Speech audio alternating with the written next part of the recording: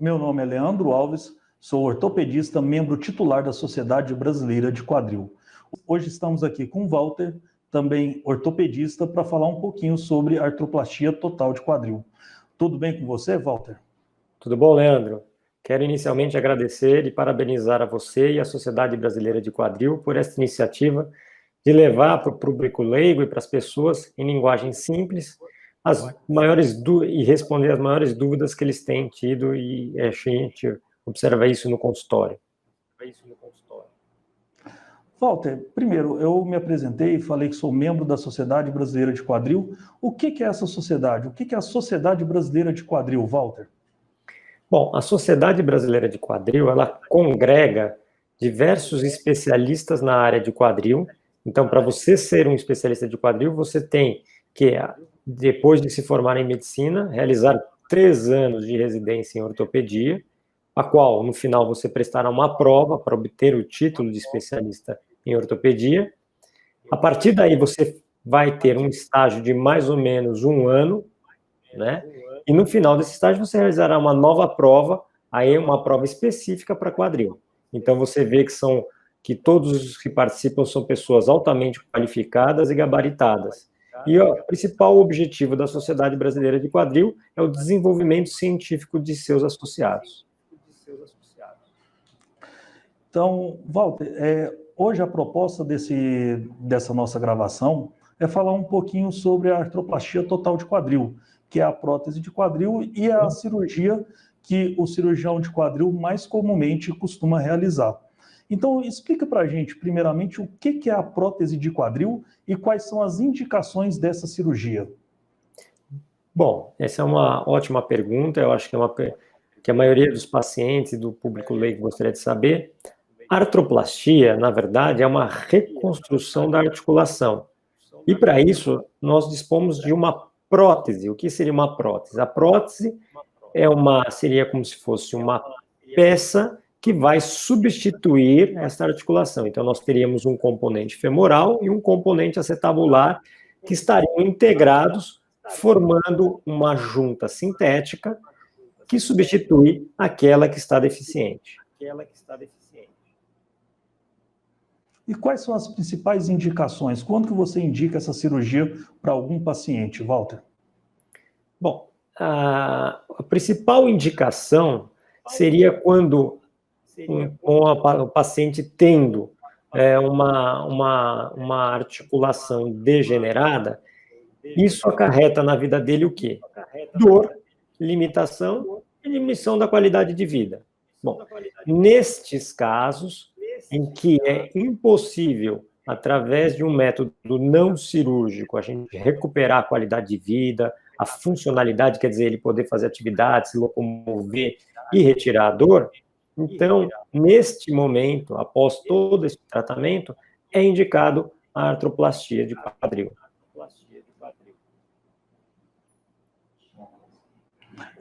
Geralmente, quando a gente indica a prótese de quadril, ou quando um paciente já procura um especialista para fazer essa cirurgia, ele chega cheio de dúvidas, com algum receio de fazer a cirurgia, até muitas vezes ele fica até um pouco assustado.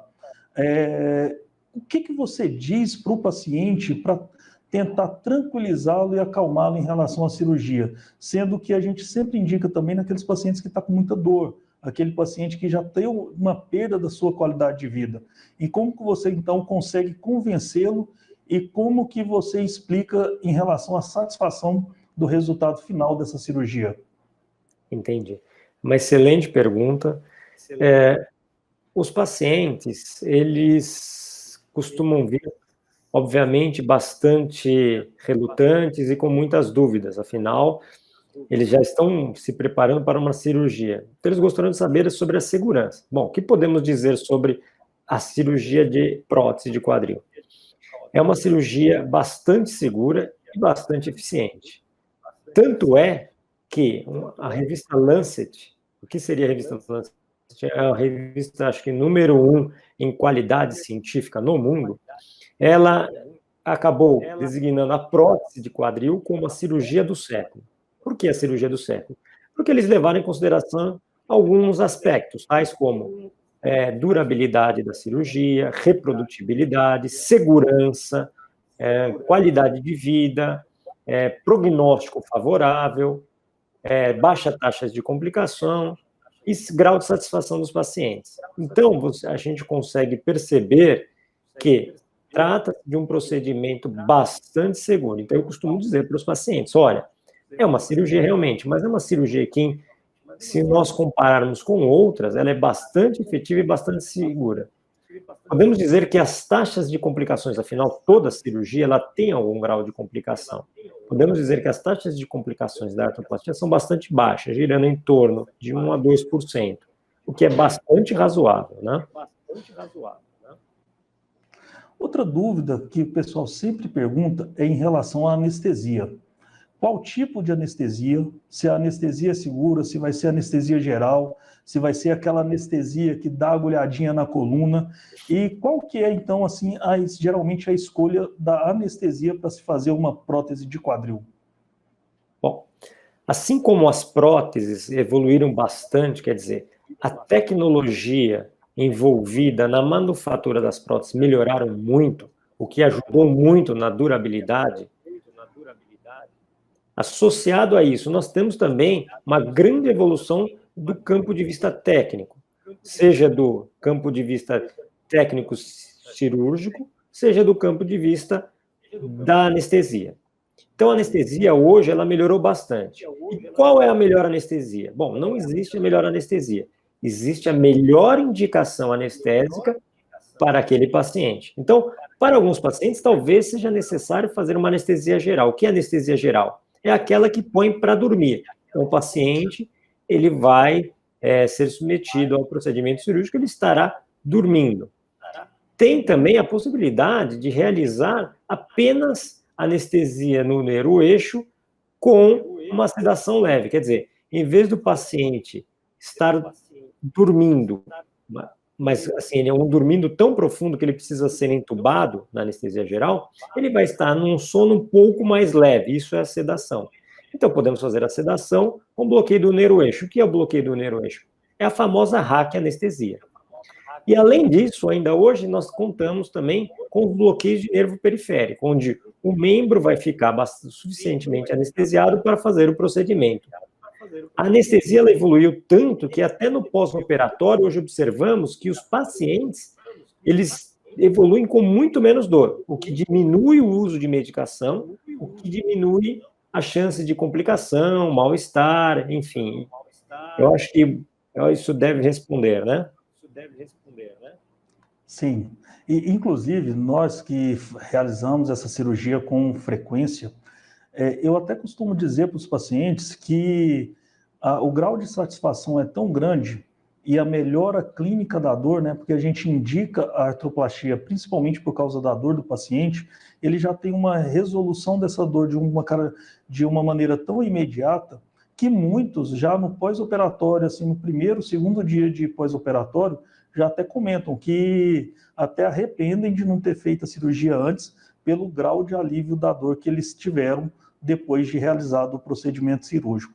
E até assim, outras preocupações que a gente tem é porque o paciente geralmente, quando ele tem uma artrose, que é o desgaste daquela articulação do quadril, ele reclama também que pode ter uma atrofia dessa perna. O que é isso? Uma perda de força muscular da perna, principalmente da coxa, né? A coxa fica mais fina e ele também pode ter um encurtamento desse membro inferior e isso ser representado pela claudicação. E é uma pergunta que eles sempre fazem: doutor, depois da prótese, depois de fazer a cirurgia, eu vou continuar mancando? Vou continuar tendo essa claudicação? E o que você costuma responder e orientar o paciente nessa situação, Walter? Bom, eles ficam bastante apreensivos realmente com isso. O que eu costumo dizer é que é possível, com o procedimento cirúrgico, corrigir essa discrepância, quer dizer, essa assimetria, quer dizer, em geral, o membro acometido é um pouquinho menor, é possível.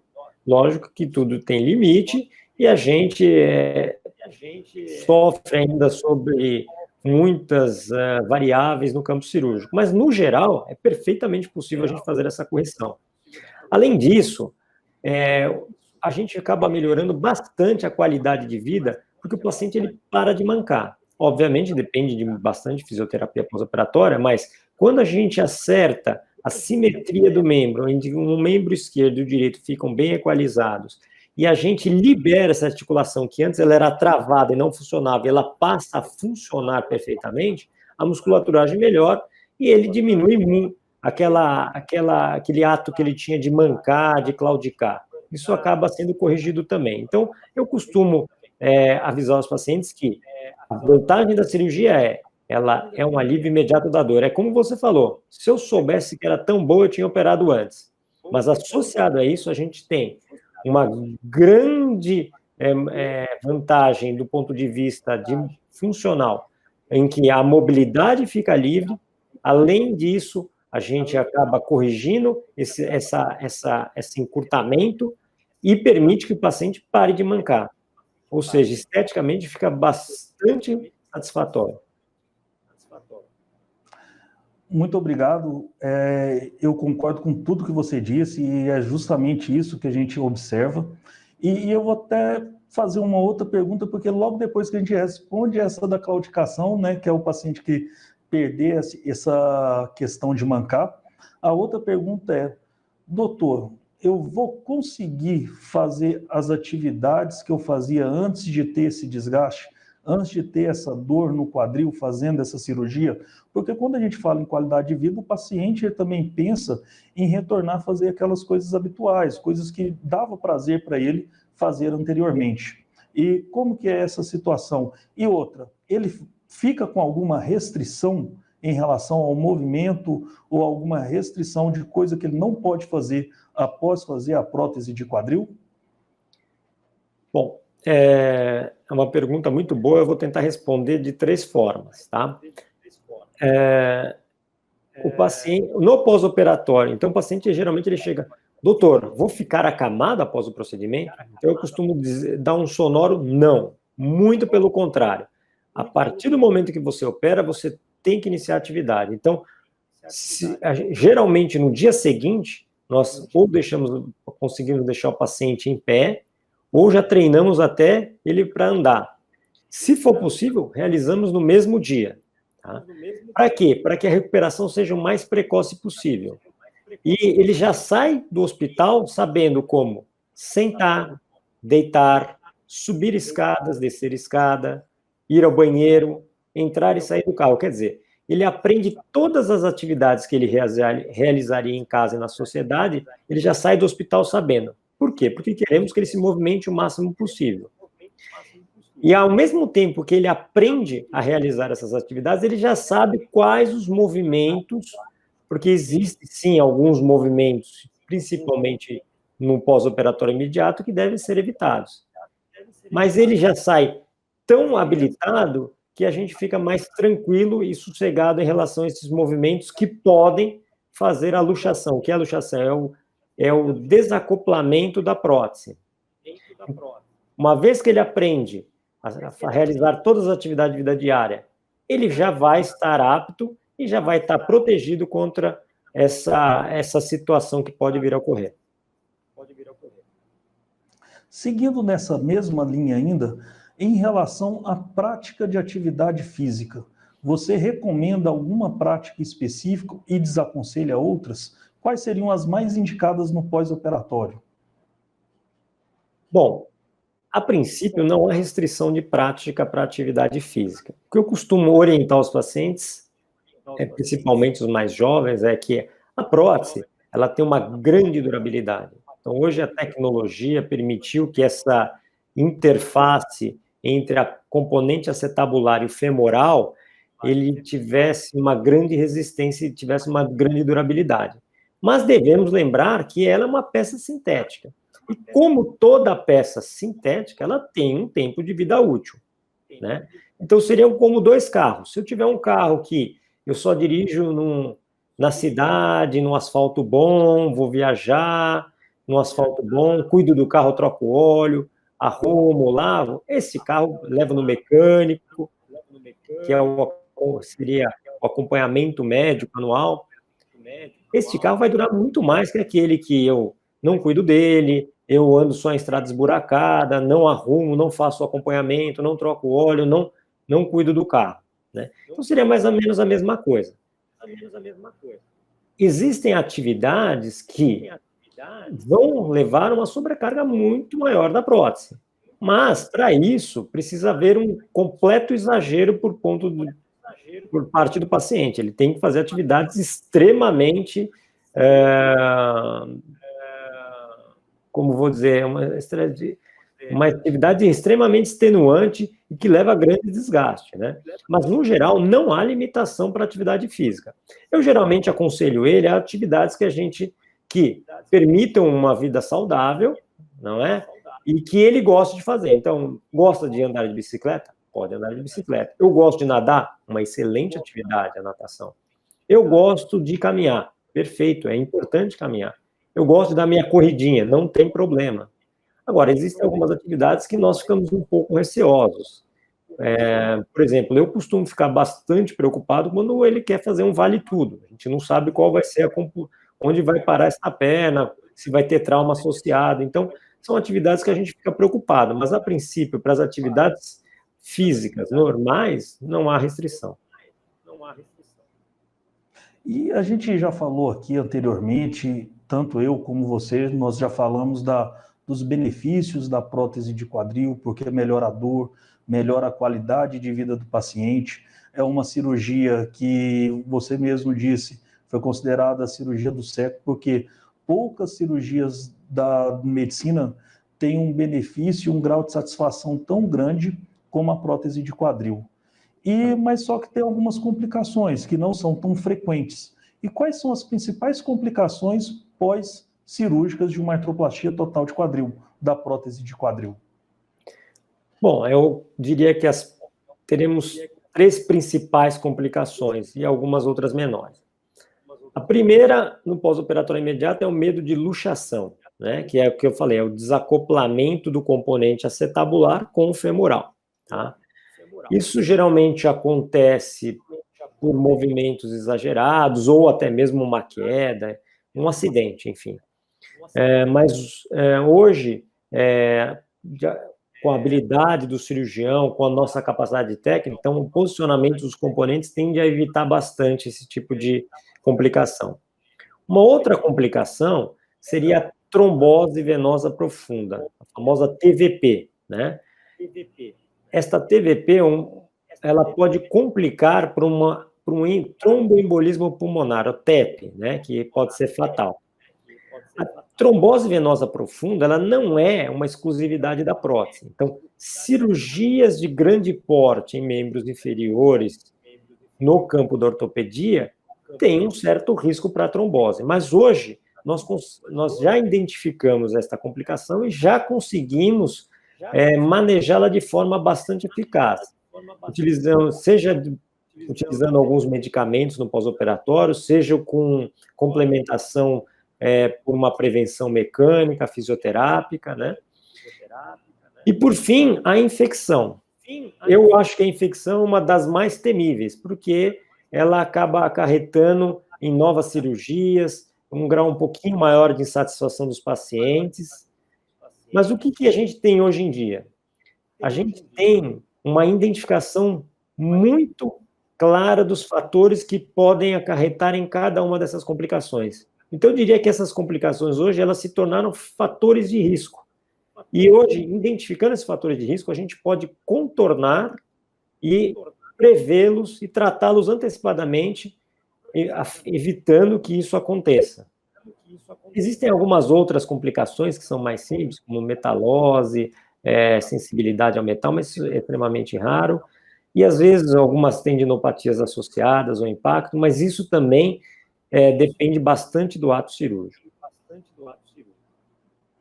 E vou fazer uma última pergunta, Walter, que também é uma pergunta muito frequente, que depois de explicar tudo isso, o paciente sempre pergunta: doutor, colocando essa prótese de quadril minha vai durar para sempre ou eu vou ter que fazer alguma troca dessa prótese durante a minha vida? Bom, eu já comentei rapidamente que a qualidade da manufatura das próteses associadas à tecnologia aumentaram bastante o tempo de vida útil delas, né? Então, hoje, uma prótese, ela dura, no mínimo, uns 20 anos. E ela é um procedimento tão seguro, bastante eficaz e com grande durabilidade, que antes, alguns pacientes devem se lembrar disso. A prótese era coisa de idoso, mas o que acontece? Hoje nós estamos utilizando até para pacientes mais jovens que não têm outra alternativa. E eles vão muito bem, né? A durabilidade dela é bastante satisfatória. Depende, obviamente, de 3 características: do material, da prótese em si, da qualidade do material, do cirurgião, do médico que trata, né, para realizar uma cirurgia de forma bastante satisfatória, com grande qualidade, e depende também do paciente, né, do uso e do tipo de atividade que o paciente realiza. Mas, no geral, pacientes têm realizado atividade física e têm uma grande sobrevida. Ela não dura para sempre, mas esperamos que ela dure para sempre. É o que eu digo. Geralmente, o paciente me pergunta: doutor, vai durar para sempre? Eu espero que dure, na verdade. Mas, para pacientes mais jovens, há uma possibilidade de que tenha que fazer uma troca deste componente. E quando ele vai ter que trocar? O médico dele é que vai dizer para ele: olha, agora é o melhor momento para trocar, antes que comece a dar problemas e problemas sérios. Nesse sentido, e até fazendo um resumo de tudo que foi falado, eu costumo falar que a artroplastia total de quadril, que é a prótese, é uma técnica cirúrgica que já consagrada, porém que está em constante evolução, sempre tendo melhoramentos tanto de técnica cirúrgica quanto de material, que são os implantes que a gente vai utilizar para realizar a prótese, e também no pós-operatório, com protocolos de readaptação e recuperação para o paciente voltar à sua atividade com qualidade de vida o mais precoce possível. É uma cirurgia extremamente segura. Hoje, no Brasil, nós temos membros titulares da Sociedade Brasileira de Quadril em todos os estados da federação, todos os estados do Brasil. E o que eu tenho para dizer para você que esteja assistindo esse programa é sempre procurar um profissional membro da Sociedade Brasileira de Quadril para tirar suas dúvidas e para realizar esse procedimento com segurança, porque esse profissional ele foi capacitado para isso, tem treinamento para identificar os fatores de risco no pré-operatório, como o Walter falou, tem um conhecimento e capacidade técnica para realizar o procedimento e também para fazer esse acompanhamento com você que sofre de alguma doença do quadril. Gostaria muito de agradecer a presença e a colaboração do Walter Riccioli, de São Paulo, que nos ajudou muito nessa explicação. Muito obrigado, Walter. Eu que agradeço a oportunidade e quero parabenizar mais uma vez a você e a Sociedade Brasileira de Quadril por levar essa informação aos pacientes e às pessoas que têm dúvidas e receios em relação ao procedimento. Muito obrigado mais uma vez, e para qualquer dúvida, entre nos nossos canais de mídia social. A Sociedade Brasileira de Quadril está presente tanto no Instagram, no Facebook, e também temos a nossa página www.sbquadril.org.br, onde tem um espaço para o paciente ter informações em relação às patologias, às doenças do quadril e também achar o membro associado do seu estado. Muito obrigado e tenham todos um bom dia e saúde para todos. Muito obrigado.